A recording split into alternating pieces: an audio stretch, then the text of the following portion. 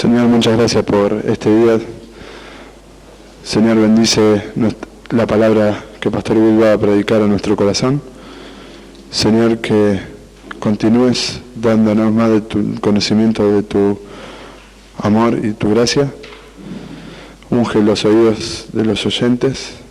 Transforma este tiempo en algo eterno. En el nombre de Jesús. Amén. Ok, se pueden sentar.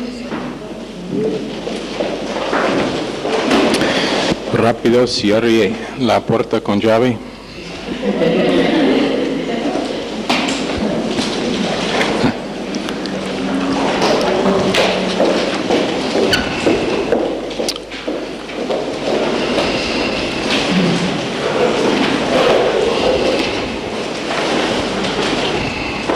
Ok, si puede apagar la grabación por 2 minutos, por favor.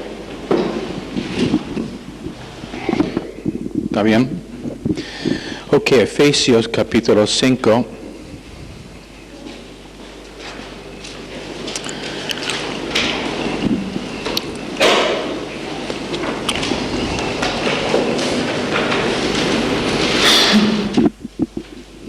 Creo que hemos cubierto, o estamos en versos 6 y 7. Nadie os engañe con palabras vanas, porque por estas cosas viene la ira de Dios sobre los hijos de desobediencia. No seáis pues partícipes con ellos, porque en otro tiempo erais tinieblas, pero ahora sois luz en el Señor. Andad como hijos de luz. Y creo que les hemos dado que tinieblas significa la obra de Satanás, Juan 8:44, el dominio de Satanás, Lucas 22:53, Colosenses 1:13, que trae el juicio de Dios en Efesios 5:6, Romanos 1:18, y guía al destino último de tinieblas eternos en Mateo 8:12 y 1 Samuel 2:9. Y eso es cuando se cristaliza la eternidad sobre decisiones hechas. O sea, cuando uno sobre largo tiempo hace decisiones en contra de la luz que Dios provee, y Dios siempre está dando luz. Primero la luz de la creación en Romanos capítulo 1, luz de la conciencia en Juan capítulo 1, la luz que alumbra a todo hombre, que es su conciencia. Después, la luz del Evangelio. Ahora, si una persona no responde a la luz de la creación y de su conciencia, Dios no está obligado a dar más luz. Eso es el porqué de vez en cuando estamos en la calle evangelizando, alguien hace la pregunta, ¿pero qué de la persona que nunca ha escuchado el Evangelio? ¿Qué le va a pasar a tal persona? Dios será completamente justo en condenar a esa persona al infierno por no haber respondido a la luz de la creación y de su conciencia. Ahora, si uno responde a la luz de la creación, viendo la creación y sabiendo que hay un Dios todopoderoso que ha hecho la creación, la naturaleza, si responde a la luz de su conciencia, y todo hombre sabe, si lo admita o no, todo hombre sabe que hay un creador, que Él es responsable a su hacedor. Ahora, si la persona responde a esa luz, ahora Dios es obligado a darle más luz para que últimamente viene a Cristo. Y Dios organizará circunstancias para que la persona que es honesto con la luz que ha recibido, finalmente recibirá el Evangelio. Y si sigue siendo responsable a la luz que ha recibido, también responderá al Evangelio. Pero cuando sobre largo tiempo uno va rechazando la luz que ha recibido, y más importante es en esta cultura donde hay iglesias que enseñan, que predican el Evangelio, radios que enseñan el mensaje del Evangelio, programas de televisión que predican el Evangelio. El asunto no es responder a las dos primeras formas de luz, pero responder a la luz del Evangelio. Y allá es donde la gran mayoría de gente se tropiezan. Porque 1 Corintios capítulo 1 dice que la predicación de la cruz es una locura a ellos que se pierdan. Y parece demasiado simple, parece que no es algo con que Dios podría salvar. Entonces rehúsan esa luz. Y lo que pasa es que cuando uno sobre tiempo va rechazando luz, no respondiendo a la luz, por ejemplo, la persona que vive en la selva, de uno de los tribus salvajes primitivos, que alaba a una piedra o a un palo, él está rechazando la luz de que hay un Creador supremo sobre todo. Y está dando alguna importancia a algo que sus propias manos ha hecho. Él ha rechazado luz. Cuando uno sobre largo tiempo, si sea esa persona o uno que vive en la ciudad de Rosario, que simplemente no responde a la iniciación bondadosa de Dios, lo que pasa es que sus decisiones cristalizan. O sea, viene un punto cuando si Dios mismo le aparecía visiblemente, no aceptaría Cristo. Si Cristo mismo le predique, no aceptaría el Evangelio, porque sus decisiones se han cristalizado y ahora son permanentes y eternos. Cuando uno anda en tinieblas sobre largo tiempo y siempre por decisión, es una decisión que causa el rechazo del Evangelio. Es una decisión que uno va a vivir su vida sin las restricciones y los límites que ha puesto Dios. Cuando uno lo hace, se cristaliza y su vida ahora es incambiable, aunque sabemos que hasta el último aliento uno puede ser salvo y en algunos casos eso ha pasado. Pero estadísticamente pasa muy infrecuentemente. El mejor tiempo para que uno acepte a Cristo es antes de la edad de 12. Entre 12 y 20, el porcentaje que responden al Evangelio se cae mucho. Después de 20, 25 y arriba va cayendo, y la verdad es que salvaciones en la cama de muerte son muy incomún. Y por causa de que años han pasado en que una persona, y lo hemos visto, cuando vamos en el parque, ¿cuántas veces han hablado con una persona mayor que realmente es abierto a lo que le quiere comunicar? Muy infrecuente, porque sus decisiones han cristalizado, ha establecido su manera de pensar. Y tenemos un dicho en inglés: no puede enseñar a un perro viejo trucos nuevos. Lo mismo con seres humanos. En la mayoría de casos donde no hay doctrina que está almacenado en la mente y en el alma, una persona es fijo en su manera de pensar y actuar y decidir y hablar. Eso es el porqué es tan importante no entrar en pecado en cadena. Y eso quiere decir cubriendo pecado con excusas, con otro pecado, no siendo arrepentido,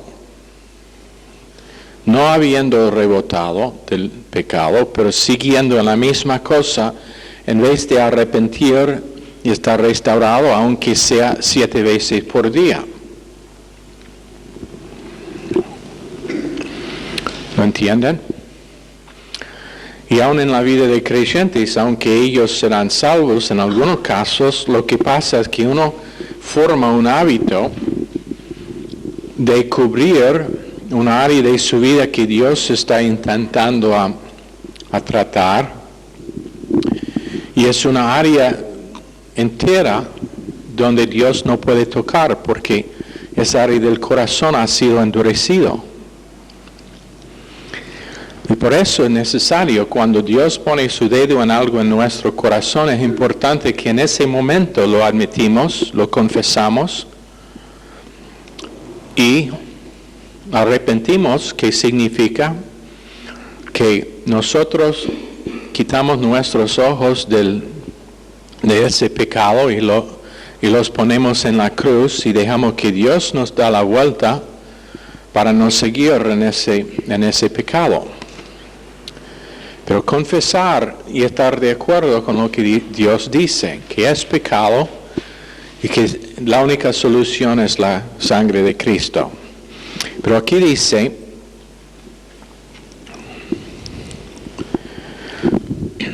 que los santos, en verso 8, en otro tiempo erais tinieblas, pero ahora sois luz en el Señor, andad como hijos de luz. También en Juan 8:12, Jesús habló a ellos diciendo: yo soy la luz del mundo, el que me sigue no andará en tinieblas, sino que tendrá la luz de la vida. Ahora, la cosa importante de entender en verso 8, cuando dice andad como hijos de luz, el verbo es obligatorio, pero es obligatorio con el base de que andar como hijos de luz es la vida normal y en un sentido natural para un creyente. En otras palabras, cuando uno es creyente, andar en luz es su estilo de vida. No es algo que se tiene que forzar, pero es la producción de una vida transformada y de Cristo adentro. Entonces, cuando dice andar en luz, sí es obligatorio, pero el respirar es obligatorio también para una persona viva. Pero ¿cuántos aquí tienen que pensar de respirar? ¿Pasan todo el día diciendo a ti mismo: respiro, respiro, respiro?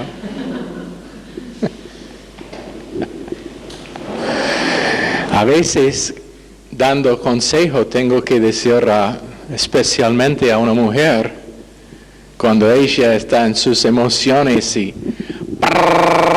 como ¿cómo decir? Una tormenta de palabras, y tengo que decir: respire.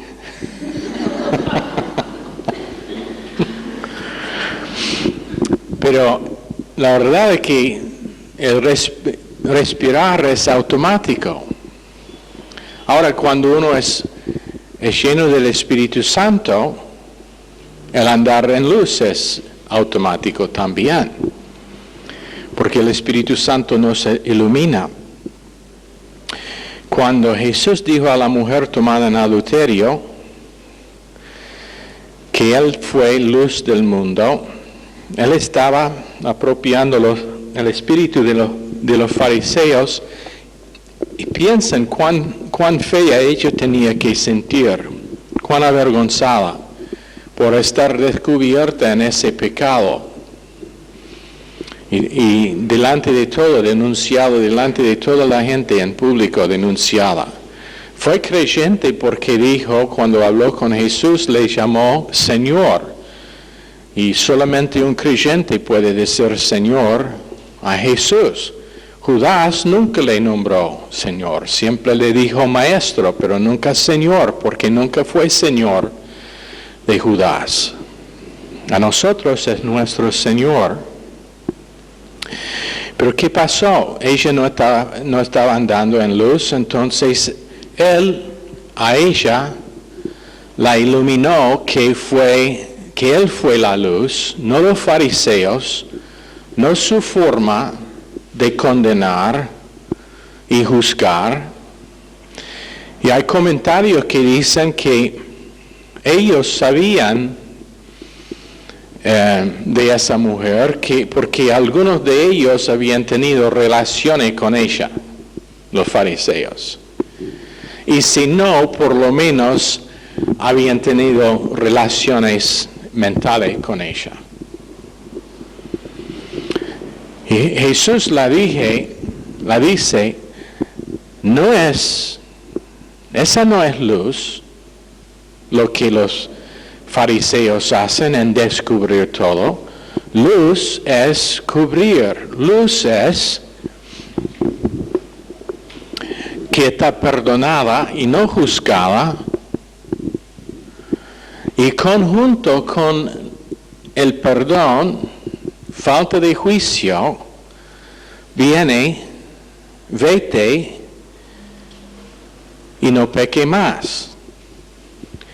Pero en igual manera que andar en luz es un mandamiento de que podemos nosotros vivir naturalmente por causa de ser lleno del Espíritu Santo, apropiando la naturaleza nueva, ella también necesitó saber eso, porque la fuerza del pecado es la ley.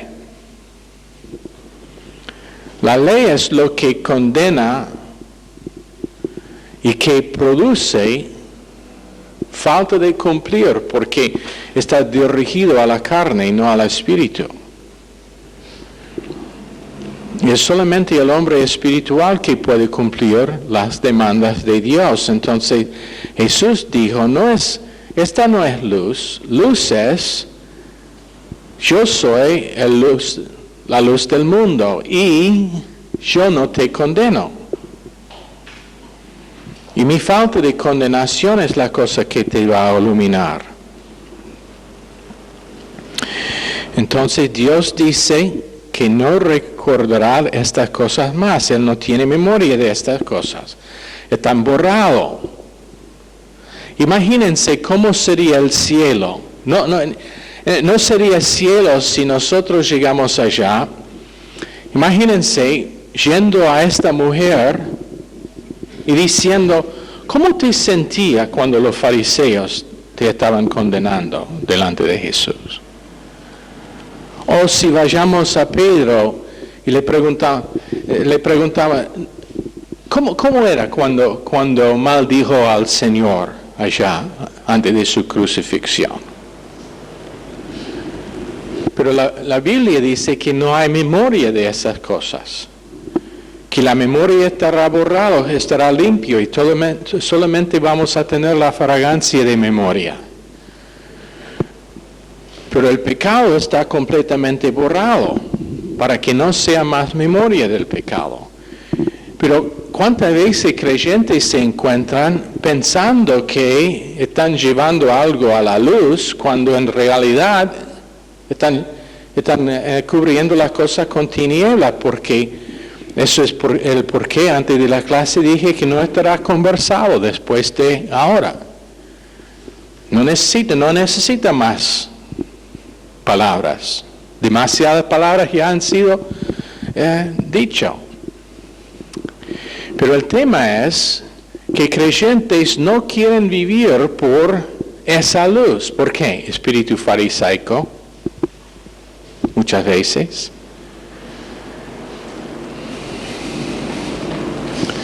Y los mismos que descubran, en muchos casos, son culpables de las mismas cosas. Si no actualmente en su pensar. Muy interesante, lo hemos dicho antes, los que descubrieron a Jimmy Bakker, también ¿qué es el otro hombre? Swagger. Los mismos se cayeron en exactamente los mismos pecados de que ellos estaban condenando a esos hombres. Pero a la vez es muy interesante. Billy Graham, que su ministerio ha sido exitoso ahora por más que 50 años, creo 60 años.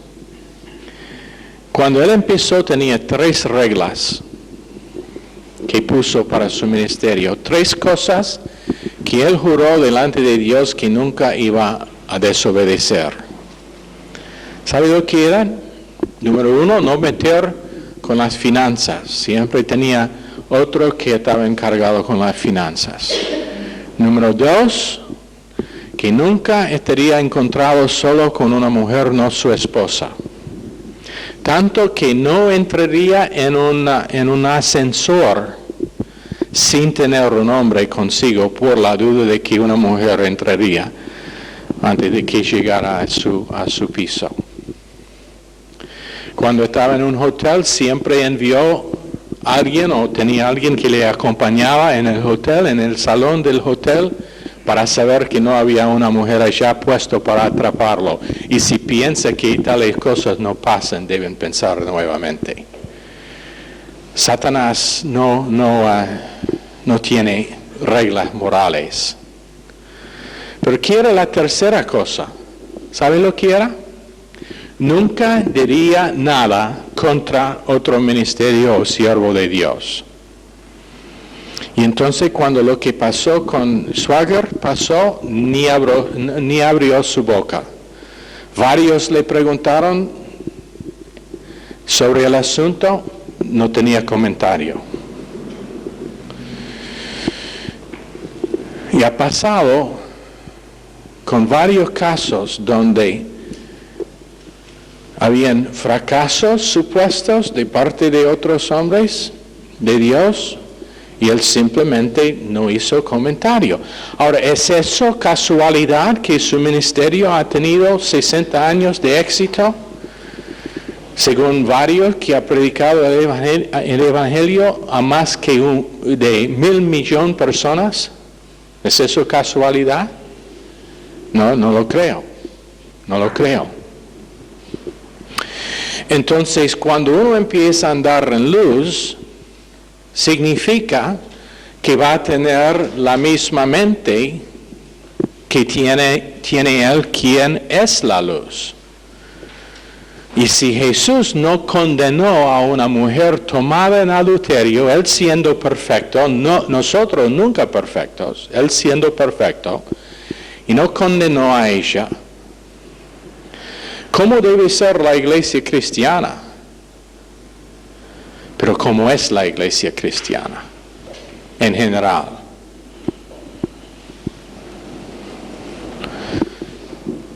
Murmuraciones, chismeas, cosas que están contado que, y realmente a mí es tremendo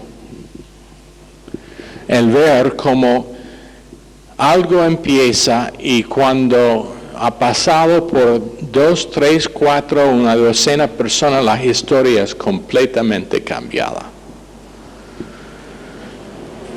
Cuídense a quien hace comentario si no quiere que la historia sea distorsionada. Efesios 5:8, en otro tiempo erais tinieblas, mas ahora sois luz en el Señor, andad como hijos de luz. Cristo, luz del mundo, pero ahora nosotros somos luz en el Señor. Y tenemos una palabra nun, que es adverbio en tiempo, que marca una transición o enfatiza que inmediatamente somos luz del Señor cuando andamos en la luz. Inmediatamente. Andar es un presente activo imperativo de peripateo y significa habitual. O esto es nuestra forma habitual, esta es nuestra acción habitual, es andar en luz. Cuando dice como hijos de luz, eso es teknon, T-E-K-N-O-N, y refiere a un hijo nacido. El énfasis es en la relación huios, que es H-U-I-O-S. El énfasis es en la adopción, uno que es hijo adoptado, pero con el entendimiento de adopción fue muy distinto en el mundo griego y romano que hoy en día. Teknon tiene el énfasis en la relación, en otras palabras, nuestra relación con el Padre es relación de uno nacido en la familia.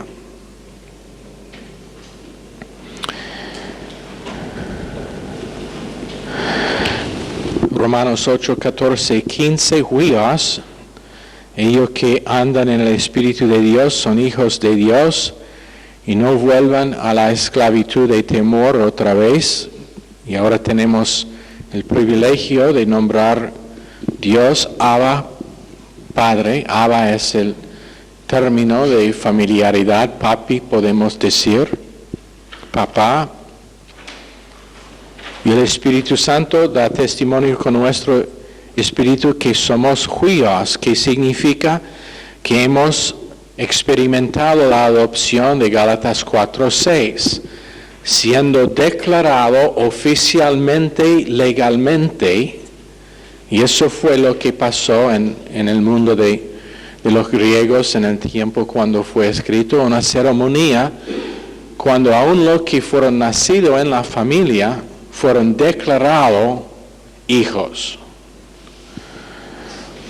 Y fue una ceremonia formal en que ellos fueron declarados hijos con todos los privilegios, derechos y también responsabilidades que tiene un hijo mayor de la familia. Derecho a la herencia, pero a la vez si el padre tenía deudas, responsabilidad a las deudas. Eso es huios. En Efesios 5:9, porque el fruto del Espíritu es en toda bondad, justicia y verdad. Ahora, esta porción no tiene un verbo. Y las tres cosas son una unidad completa, la una con las otras dos. O en otras palabras, fruto del Espíritu, toda bondad, justicia y verdad. El universo físico es una máscara para ilustrar realidades espirituales de la naturaleza de Dios y del plan de Dios están reflejados en el universo físico. Hemos enseñado antes, pero vale la pena de repetir que lo real es lo no visible. Y el visible es la reflexión de lo real. Y eso tiene que ver con toda área.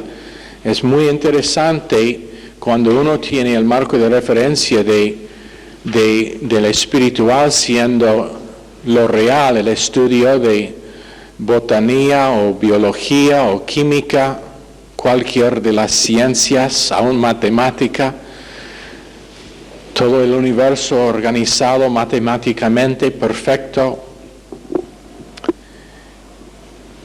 Pero entendiendo que lo que vemos es solamente la sombra de lo real.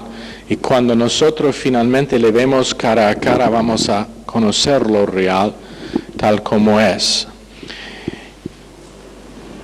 En 2 Corintios 4, versos 5 y 6, Satanás hace todo para hacer ciego la gente, para cegarlos, para que no puedan conocer la luz, para que no puedan ver la luz, para que sigan en confusión. A veces cuando alguien viene para consejo, y está bien, no digo esto por desanimar que alguien venga para consejo cuando es necesario, pero de vez en cuando se escucha, estoy confundido sobre algo que me está pasando. Bueno, primera cosa que debemos entender cuando hay confusión es que confusión es del diablo. Confusión siempre es el resultado de algo que está haciendo el diablo. Entonces, cuando nosotros empezamos a enfocar en lo que dice Dios, la confusión desaparece. Y si sigue es por causa de que no queremos aceptar la definición que Dios da. Y muchas veces eso es el consejo que debe estar dado, es simplemente dirigiendo la persona a la palabra de Dios para que Dios le puede hablar. Y algunos de los consejos mejor y más exitosos que he tenido es cuando simplemente abrimos la Biblia y leemos lo que dice.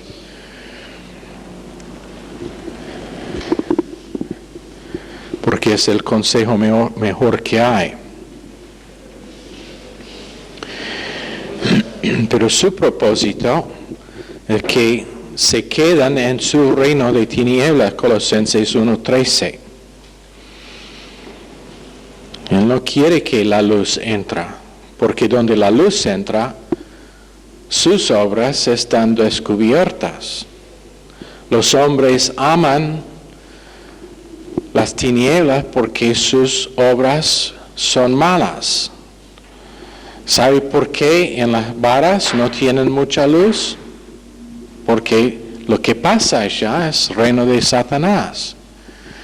Los boliches, ninguno es bien iluminado. Si tienen luces es para distorsionar todo lo que se ve. ¿No? ¿Ustedes que han estado en esos lugares? Hay condenaciones para que sepa que donde pasa es por causa de que Satanás es activo. Eso es el porqué. Yo digo, todavía no tenemos suficiente luz en la iglesia, que debemos tener más luces. ¿No? Para mí no es suficiente iluminado. Cuando tenemos esas luces, sí, pero para los cultos normales prefiero tener más luz. Cuando es medio iluminado, ¿qué pasa? Gente entran, tienen cansancio y no ayuda. Pero cuando es bien iluminado, tenemos tiempo de alabanza y todo sirve para animar, para el oír de la palabra de Dios. Ahora, la luz es sinónimo con las salas de nuestro alma. Es un sinónimo que significa que uno es edificado y anda en la luz como Cristo está en la luz. y tenemos comunión uno con el otro.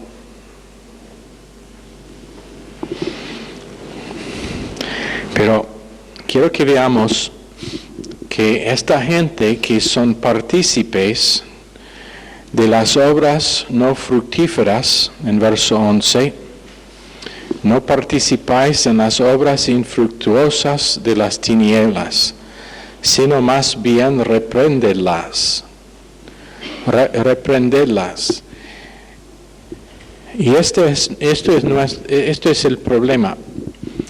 Cuando no se identifica que el llamado que tenemos es un llamado celestial, es un llamado santo, es celestial, Hebreos 3.1, santo en 2 Timoteo 1.9.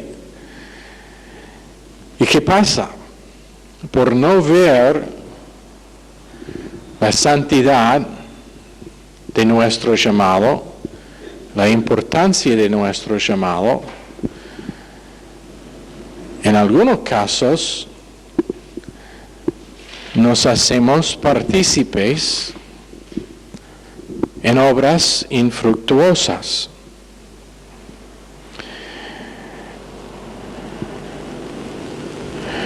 Pero nuestro llamado es arriba de principados, arriba de los gobernadores de las tinieblas. En Isaías 42, y es según Pleroma, que significa doctrina llenando toda célula, toda parte de nuestro ser. Isaías 42, 19, dice, ¿quién es ciego sino mi siervo? ¿Quién es sordo como mi mensajero que envié? ¿Quién es ciego como mi escogido? Y ciego como el siervo del Señor. Ahora, ¿por qué Dios hizo ese paralelo con sus siervos siendo ciego y sordo? Porque su siervo es ciego a la evidencia visible. Su siervo anda por fe, no por vista. Y su siervo no juzga por el oír, pero juzga por justicia justa, que es según la obra consumada. Pero el creyente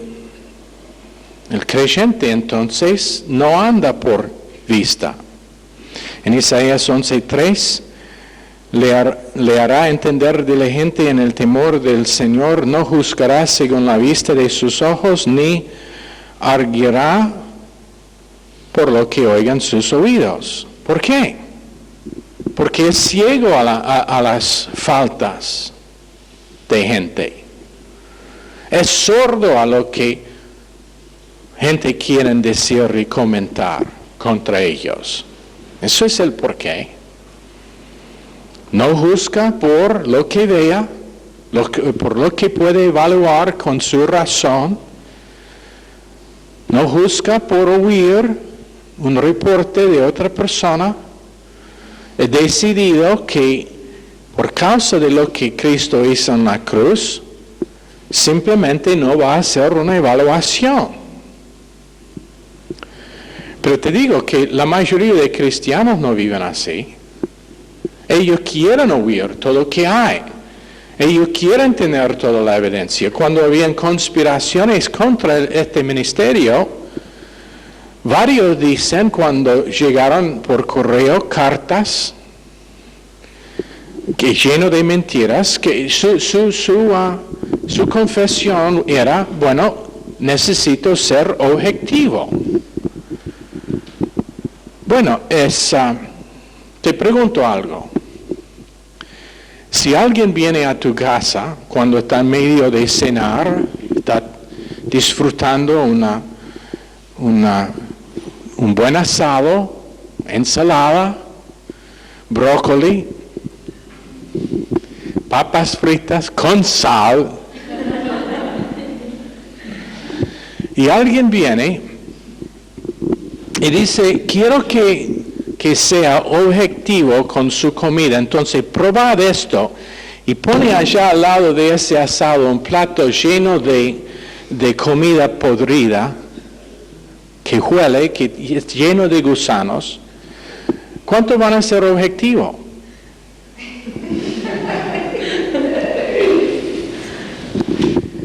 Es exactamente la misma cosa. Deciden de antemano cómo van a pensar cuando hay acusaciones contra otro en su cuerpo. Nuestro amigo en Capital, que se llama Pastor Somoza, estuvimos charlando una vez sobre el hecho de que creyentes deben unirse, y él estaba comentando imposible que se unan, aun por el beneficio de algo que sería de beneficio para todos los grupos. Pero yo dije, bueno, no importa, cada uno tiene que andar sobre sus convicciones. Y él me hizo este comentario: cuídate, porque si alguien quiere que aparece en su maletín drogas, estarán allá. Si es por su propósito que tú aparezcas en el diario con una mujer, no es su esposa, las fotos estarán allá. Y es entonces cuando creyentes tienen que haber decidido de antemano cómo van a pensar. Pero pastor, hay evidencia. ¿De veras? ¿Estás seguro? Pero él dijo que estaba allá cuando pasó el asunto. ¿De veras? La Biblia dice 2 o 3 testigos y tienen que estar allá ambos en el momento. ¿Sabe lo que significa? Si uno está acusado de adulterio, tiene que ser una tercera persona en el salón cuando pasó. O ambos, el hombre y la mujer, tienen que admitir que pasó. Si no, no puedo recibir la acusación. Ahora, dígame, ¿cuántas veces ha sido eso la forma de la iglesia cristiana? Aún en años recientes. Casi nunca. Y después justifican su actitud y su comportamiento diciendo, necesitamos ser objetivo. Pero la palabra de Dios, y no olviden lo que decimos recién, el espiritual es lo real y lo físico y del universo es la reflexión. Dios dice que objetividad es cubrir. Objetividad es no repetir el asunto.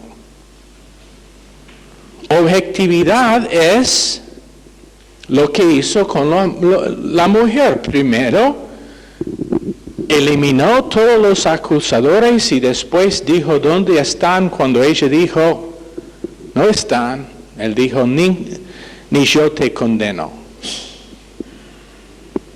Ahora, el asunto ha sido reducido a la persona culpable y su salvador.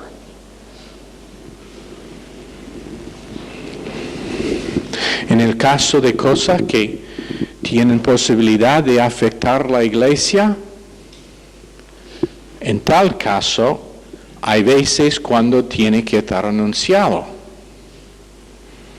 Por ejemplo, cuando tiene una iglesia de varios cientos de personas, siempre hay muchas, como tenemos en esta iglesia, no tenemos varios cientos, pero muchas chicas solteras, atractivas, que atraen los lobos. Y si aparecen y empiezan a intentar a seducir garantizado que, número uno, estarán enfrentados y después estarán descubiertos delante de todos. ¿Por qué? Para cuidar el cuerpo, eso es el porqué. Responsabilidad. ¿Lo entienden? Pero no normalmente, si sabe hacerlo, no tiene que hacer eso. Lo puede avergonzarlos privadamente y no vienen más. Pero este asunto de andar en luz es uno que la mayoría vasta de cristiandad simplemente no identifica. Luz es la luz de la obra consumada. Y esa luz no puede encontrar el pecado mío o tuyo.